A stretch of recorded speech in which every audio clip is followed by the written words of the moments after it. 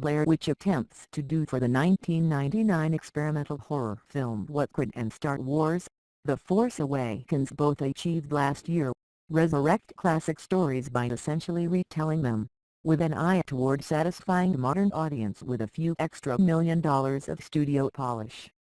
But the challenge taken on by writer Simon Barrett and director Adam Wingard next is a much taller order, creatively speaking. Both the original Star Wars and Rocky help establish what viewers today consider mainstream crowd pleasers. The Blair Witch Project is slow, sparse, ugly, unlikable, and pitch black.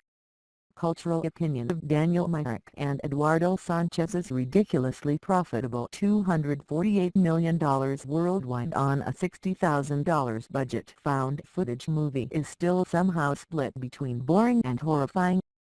Pro tip: it's a work of genius.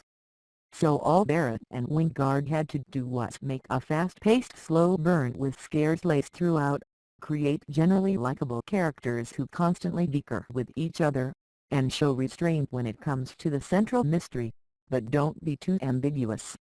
Somehow, Blair Witch manages to strike a balance between pleasing the fans of the 1999 found footage film and working as a Friday night at the multiplex, mainly by sticking to the principle that what you don't see will always be scarier.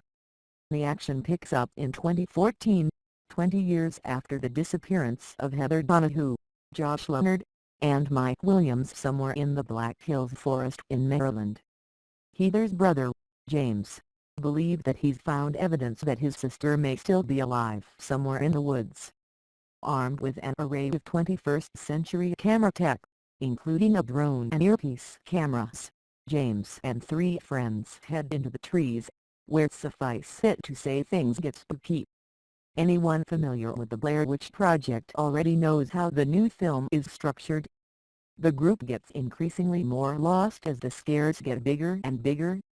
But a nice feature of Blair Witch is the expansion of the original's underlying mythology, featured most prominently in the Sci-Fi Channel special Curse of the Blair Witch. The new film maintains the same tenor of modern-day folklore, adding the sense of dread that feels almost naturalistic and born of the land. For the most part, Blair Witch takes advantage of its larger budget. The footage is cleaner, even beyond what technological advances would allow for the student documentary that it's supposed to be. Most of the footage looks straight out of a studio movie. But there's also some playfulness with the budget, including one terrifyingly claustrophobic sequence in an underground tunnel. Some elements like the drone, however, feel underutilized. Blair Witch is the Hollywoodification of a film that defied the industry, and it works because of the profound respect for the original that hides beneath camera work that's too good and cast that's too attractive.